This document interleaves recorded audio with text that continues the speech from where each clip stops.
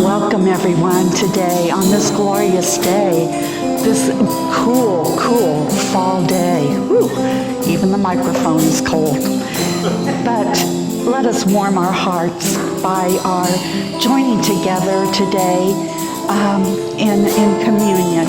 It's so good to see so many of you around and new old faces. Wow, I'm just so overcome with joy.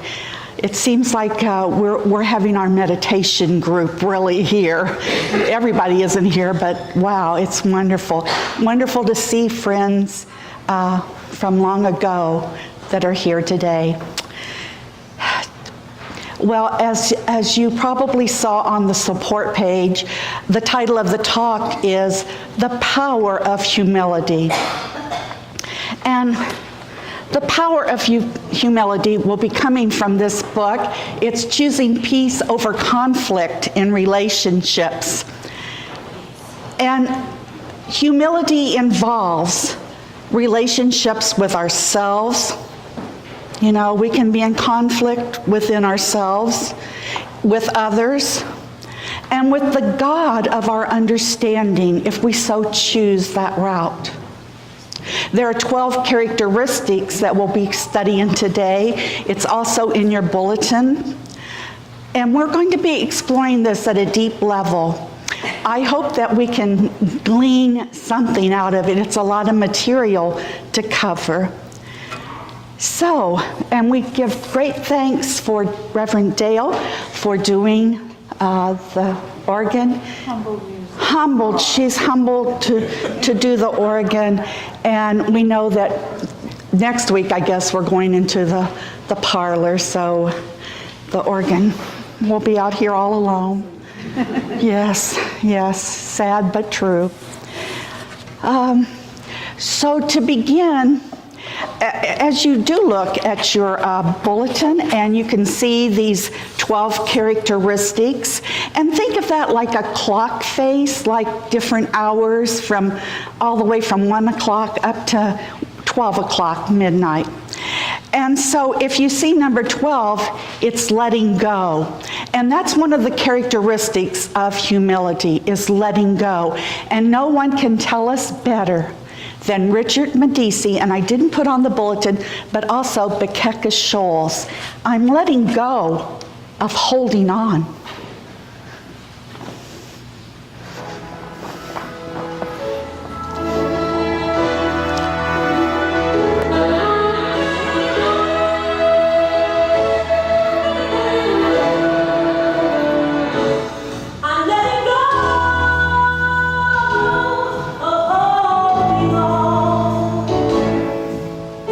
God is my shepherd, I shall not want.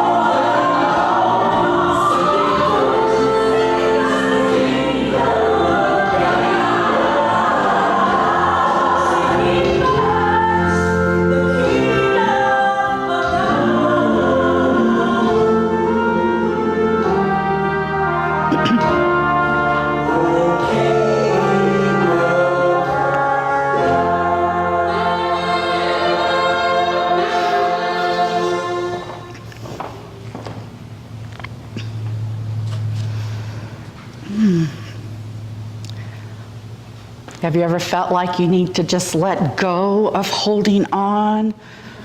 Let go, just let go and be. So we need to light our chalice today. Do I have a volunteer that feels called to do it? Yes, come on up.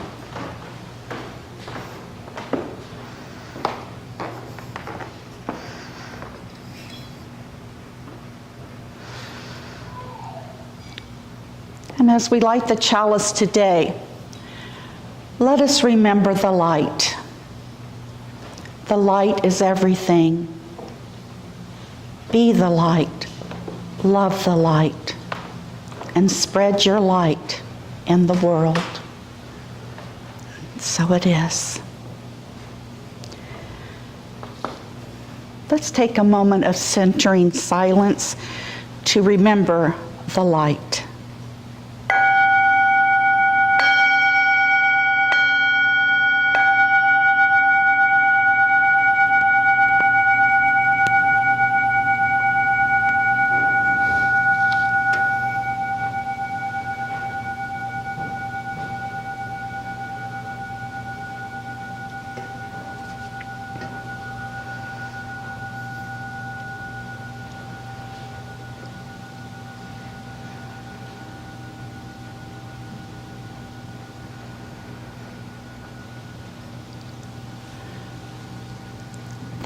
The word humility is a tricky word in a way.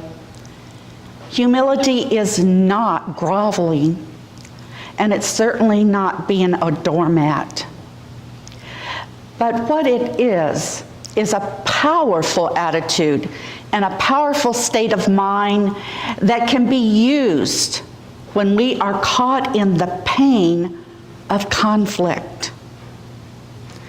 Practicing humility can open us up to more choices and to peaceful resolutions. And that's what the entire message is today, about how to go about doing that. It might not be an easy task, as you can see from the handouts and from the bulletin and everything, but if we practice, we can do it and make it part of our practice to practice humility. And so, to have humility brings peace. And so we're ready for our song. It's on page 100, and Reverend Dale is going to be playing on the piano. And I would like for us to sing the first 3 verses only. As I look at the other ones, I go, I've had enough tears. I've had enough of the pain. I don't even want to talk about it. And so just let those go, because words are things. Words create your reality. Words, thoughts, action create your world. Also, you've probably seen me before. I do a little hand motion. I guess I've been around kids or something. But we got peace like a river. We've got joy like a fountain. And we got love like the ocean. If you so choose, you can do the hand motions too. So rise as you are able and let us sing, I've got peace like a river, and really mean it. I've got peace like a river.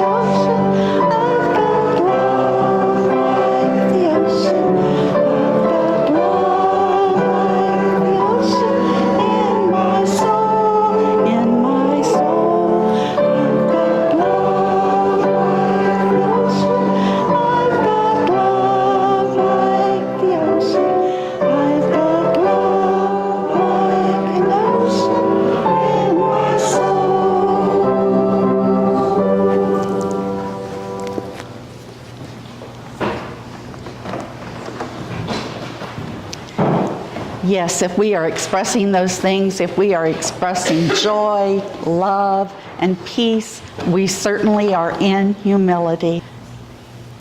In keeping with our theme for Earth Care, we'll do our group reading, which is number 465.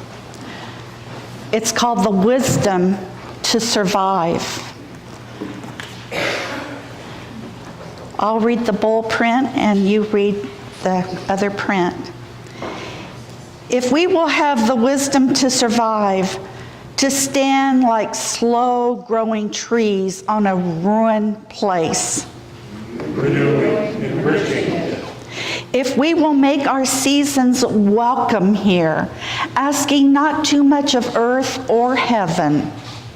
In a long time after we are dead, the lives our lives prepare will live here. Their houses strongly placed upon the valley sides.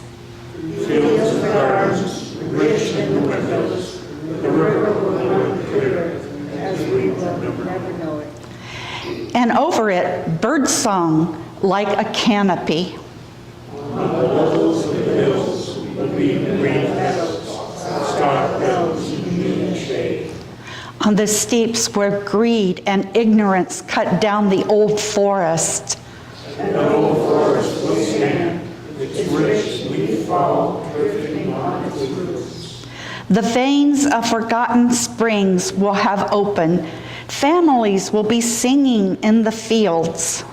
In their voices they will hear the music risen out of the ground. They will take nothing from the ground that they will not return, whatever the grief at parting.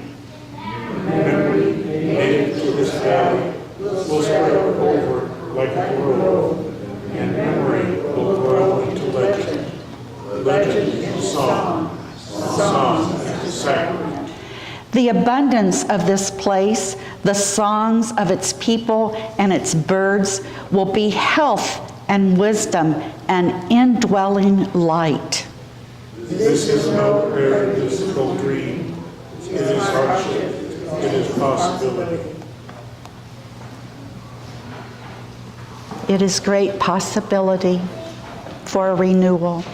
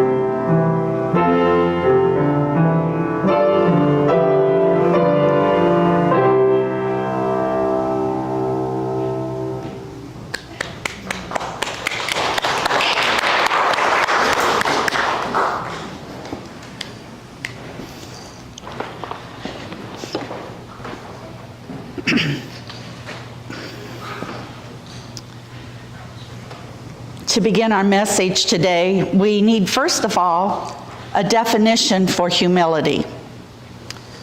It means not proud, not being proud, not arrogant, to be meek.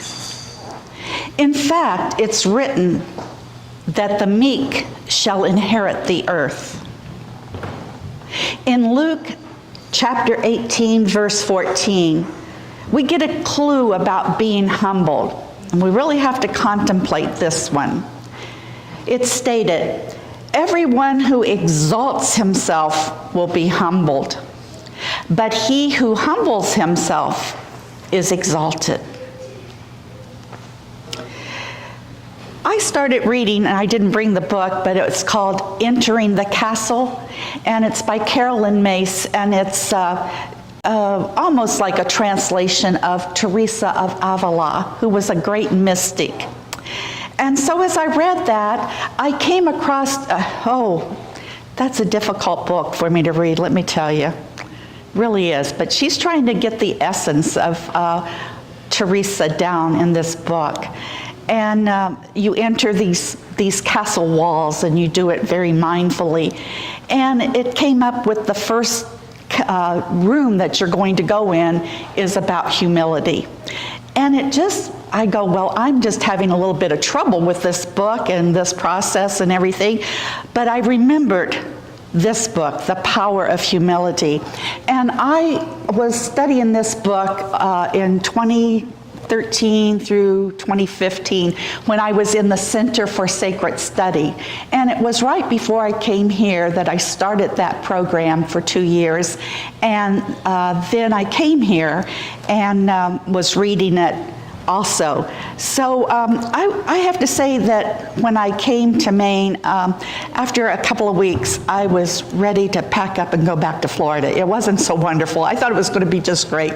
But I had to face some power of humility there. So I started reading this again, and I was having trouble with it a long time ago, but I thought, well, I got through it okay, and I had to do a report on it and send it to Joe T., who was the head of the Center for Sacred Study, along with my mentor, who is Ashley. And so I think I did a good job on it and just did the best I could. So there's a lot to cover and a lot of information to take in, so I will try my very best to cover that.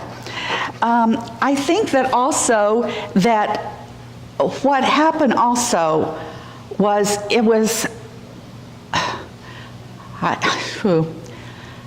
just when the war in Ukraine started, that was just really a big hole in my heart, I guess you would say. And then also conflict just within the family. Within friends, within life itself, within our Congress. And then to top it off, when on Shabbat, that Israel was attacked. Yeah. And just trying to get through that, really made me want to look at this to see if there was anything possible to stop the conflict. I think that Linda mentioned a word the other week, microcosm and macrocosm, and it's really what is happening is that within us we're having conflict within our family, within ourselves politically and so forth. And so that is a manifestation outward then into the world of reality. At least that's what Carl Jung would say. So, I just wondered if learning this material could help in some way. If not with the war in Ukraine, the war in Israel, maybe just within myself and the wars that were going on in my mind. If you look, I've already suggested to you that there are 12 characteristics of humility, and we'll study those a little bit. But also, this is part of the process too. And I wanted to bring this out too because most of us are in this codependent triangle down here at level 1. And we're either, there's a persecutor and a victim, and usually a rescuer. So I have to say that for myself, I've been in so many of these low-level triangles, and I'm usually the rescuer. So this is for all you rescuers out there that want to rescue everybody that are in some kind of conflict between two people.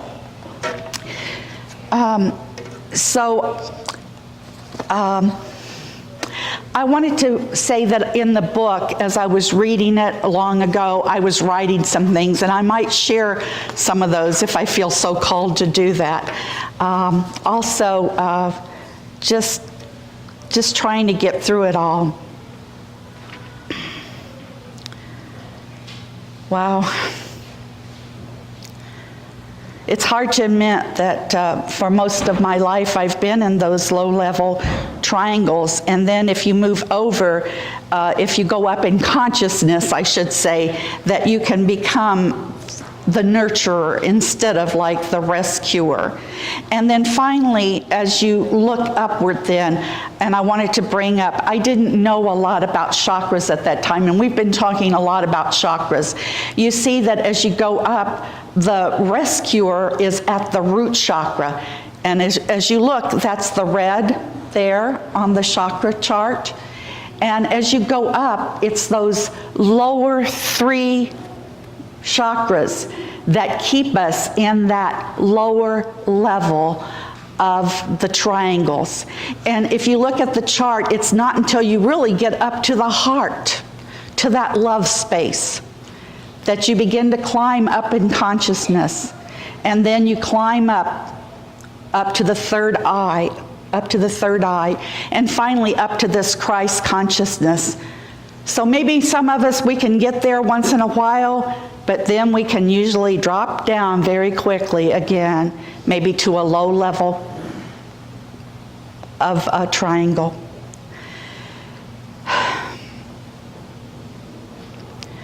First of all, we have to be openness.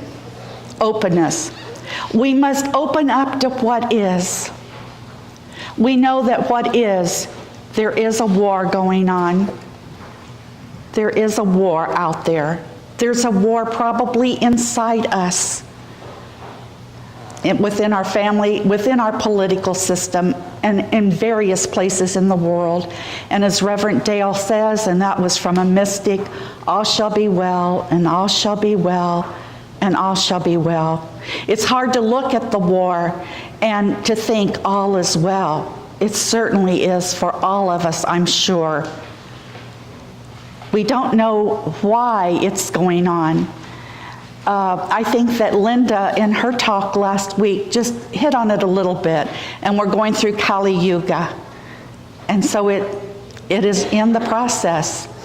It's just in the process to take us to a higher level. And that's what I have to believe myself to really get through it day by day.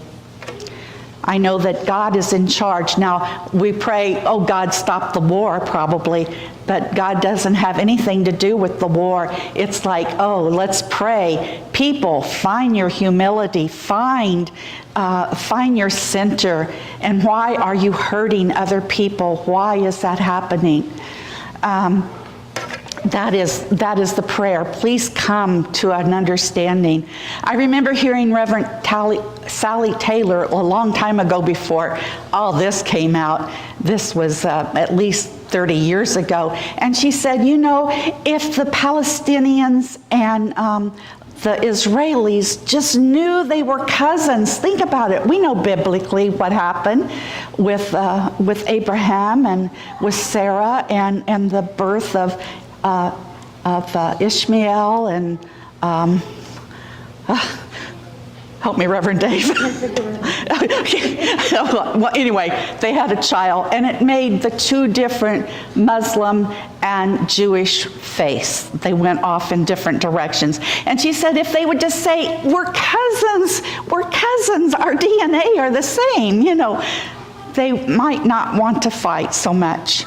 And that's the same way with us. Just think about it, even coming through the years, and maybe we had to have a process of going through all this and going up higher and higher in consciousness, because I can remember back in the day, a long time ago, that it was terrible if a Protestant married a Catholic. And that happened within our family. You know, I've met other people where that's happened also. And so we were very separated and divided. And you're not like us, and you don't think like us. And this is where it is, the whole crux of the matter. So we have to let go. We just have to let go of holding on to some of our ideas. So we have to be open to what is.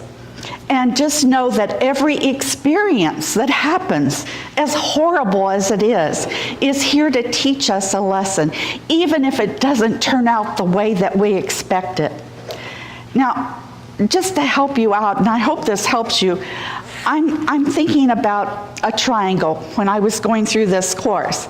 And I came to openness, and I read through it and everything, and what I wrote was, Linda did not go to a safe house. Now, I think I can talk about this situation because the people are deceased, and some people might know from way back when I was talking about this triangle.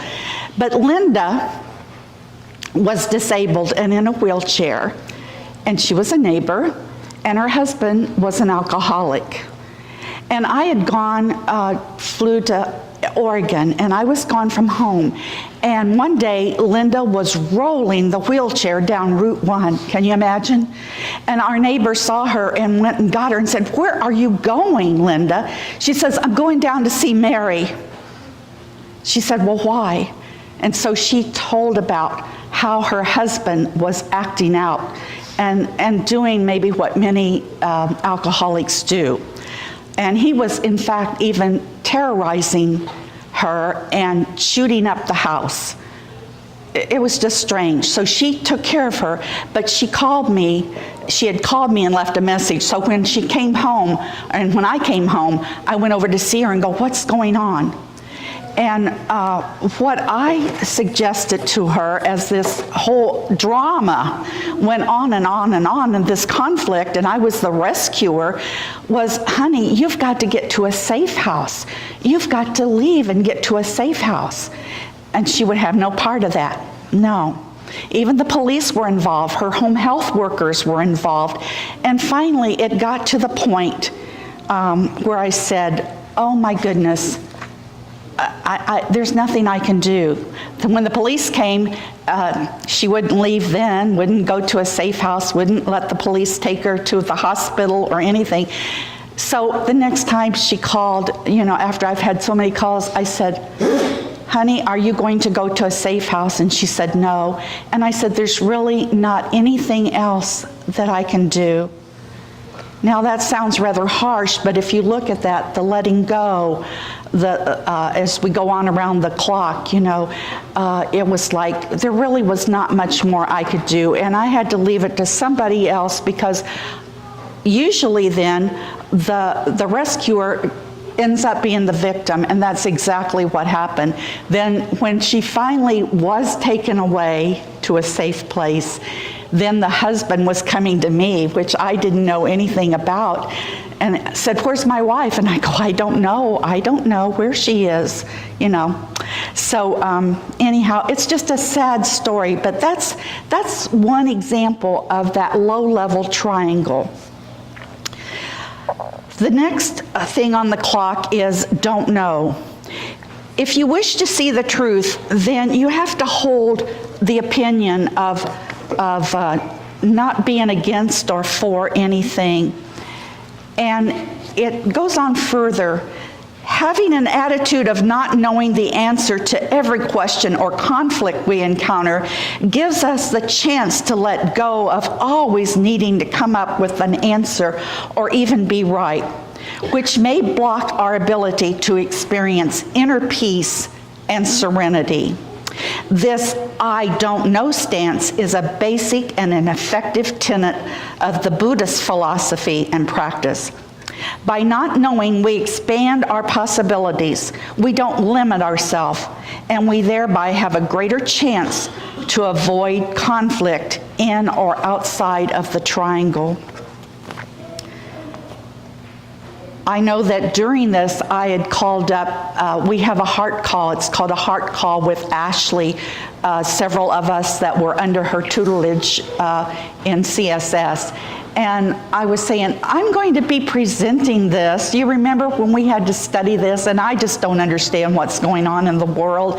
And could we just talk about, everything that's going on and how we feel?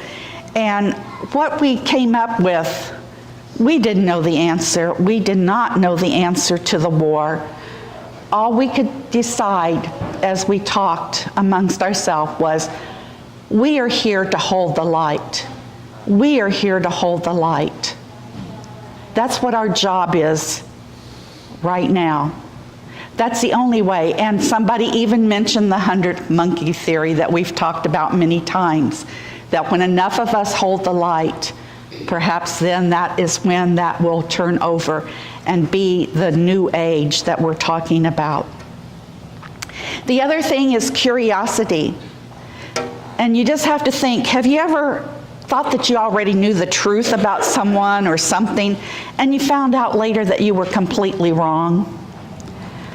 Curiosity, it seems, drives us to see the authenticity of other people instead of projecting our own conflicts and drama onto the situation. And I had written,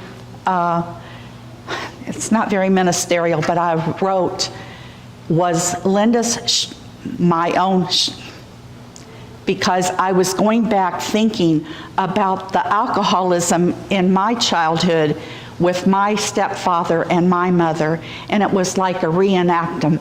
So it's like, get out, get out, get out. That seemed to be the answer. I sure wasn't curious. I was just putting my own stuff on it. The next one is innocence. And just think about newborn babies and think about Teddy. That's it. That's pure innocence. They're sweet, they're loving, they're kind. And it really is, they're saying that Christ consciousness, now that's an upper level thing too. To be in that all the way up to Christ consciousness, up to that really purple level, that white level. And it's the highest level possible. And we enter this process of innocence when we finally co-create peace with another with whom we've been in conflict. The other thing we need to do is act childlike, not childish, but childlike. And on page 19 in the book, it says, and this is about the Course in Miracles. I don't know if we have any Course in Miracles fans or anything, but I know for myself, I've been in several Course in Miracles people teaching it and trying to understand that one. And one time I even threw the book. I just couldn't understand it. But they're saying the Course, and they're talking about the Course in Miracles, says that whenever we are in conflict, we are in our ego. We're projecting sin, guilt, and shame onto the person with whom we are in conflict. If we see sin and badness in another, we lose our peace and we lose our innocence. If we see any error in them and attack them for it, we hurt ourselves. It says that you cannot know your brother or your sister if you are attacking them. So we go on to spontaneity. And it says, every time we let ourselves go into the past, and usually we go into the past because of guilt or shame, or we project onto the future, usually from fear, oh my God, what's going to happen? It's all going to come tumbling down. Then we are energizing our ego, which usually causes us conflict and pain. We know we're in our ego when we are not at peace.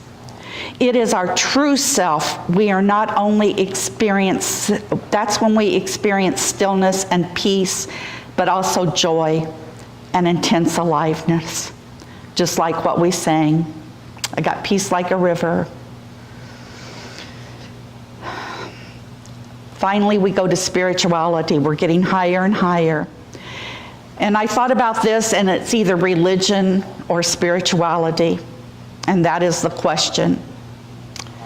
It's going back to that whole dynamic of the DNA between the Palestinians and the Israelis. It could be within our government between the far right and the far left. So many conflicts, but it's in our spirituality at that higher level, not about religion, not about being right, not being wrong. And finally, tolerance. We come to tolerance. Suffering is resisting what is. If it is intolerable and we suffer, we have three options. First of all, we can remove ourselves from the situation. 2, we can change the situation if at all possible. Or we can accept the situation as it is. And I remember in Reverend Dale's sermon was about the serenity prayer. God, grant me the serenity to accept the things that I cannot change, the courage to change the things I can, and the wisdom to know. And I'm just leaving it there, the wisdom to know. It says the difference. The wisdom to know. So, first of all, we got to have patience. Think of the Western world. We've got to have patience, people. We're a fast food people. Hey, McDonald's, you don't have my order ready yet? I got to sit in this line and wait for my food. Oh my gosh. Yeah, it's like the little joke, like, Lord, give me patience and give it to me now. Integrity. Integrity. Integrity means wholeness. And when we're whole, we are working from our authentic self. We're not working from that lower level. Really be authentic. And last of all is detachment. And that is so important. Sometimes we just have to detach. Detachment involves withdrawing our emotional attachment to a person, a place, a thing, or an outcome to any situation, including our conflicts. It involves releasing our attachment or connection. Detachment is sometimes mistakenly interpreted to mean not to care about, but the word actually means just to separate from. It requires a willingness to let go of holding on, to just let go and allow others to take responsibility for their own life and for how the situation will turn out. And that's what I finally had to do with Linda. And there were enough other people there, or rescuers or whatever, that she finally was able to leave that situation. This is especially difficult for rescuers. Oh, they just want to keep on, don't they? They want to just keep on. But really then they're tearing up themselves inside. So it talks about the 12-step program, and some of us have been in 12 steps, and especially Al-Anon, and also Buddhism. It says, first of all, and we've got it in our bulletin, life involves suffering. Attachment, desire, selfish craving, or clinging of their ego causes our suffering. So if, as the rescuer, we're just saying, I know I'm right. I know I'm right. This is what we've got to do. And we're in conflict with somebody. We have to just let go and detach. Detachment is the cure for the suffering. And detachment can follow the Eightfold Path, which is the form of Buddhism that we're talking about. Well, as we talked and talked, you know, we really couldn't understand it. I just want to read, as I read The Power of Humility, this is what I turned in, and joined the online calls, a feeling of being overwhelmed took over my senses. The lessons were not actually complicated, but I couldn't seem to be able to put the concept into effective words and explain it to myself or even to others. I quickly realized, however, that most of the world operates from a level 1 triangle, which puts us in a state of codependency. Under this triangle, people play the role of victim, rescuer, or persecutor. The triangle is based on the polarity of right or wrong, which is found in the realm of dualism. When people are relating to this triangle, they use judgment, blame, and guilt. I believe my sense of feeling overwhelmed was from the fact that for most of my life, I have found myself in the clutches of the codependent triangle in many of my relationships. So truly, I don't know the answer to everything. This is just a tool to help us and go up that levels in consciousness. But I thought maybe Richard Mekdeci, again, would have some of the answers to it.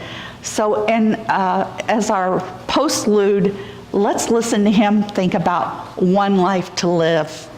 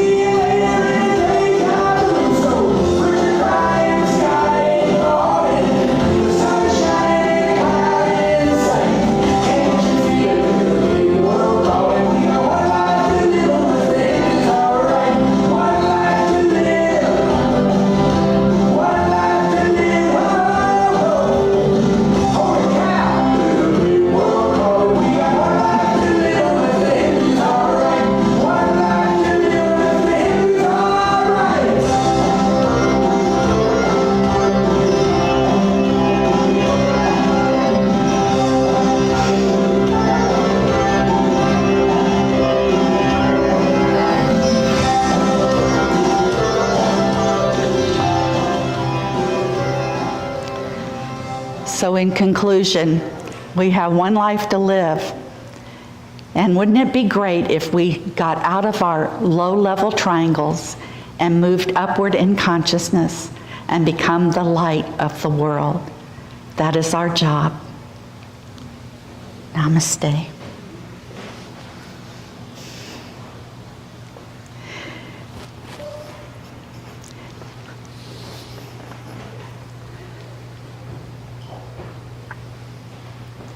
We put out our candle, but we know that the light is still burning within us.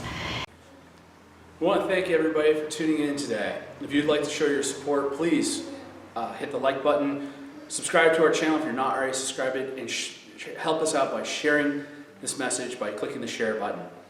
If you'd like to make a monetary donation to you, Church Holton, there is a link to our online donations in the video description down below. And again, thank you so much, and have a blessed day.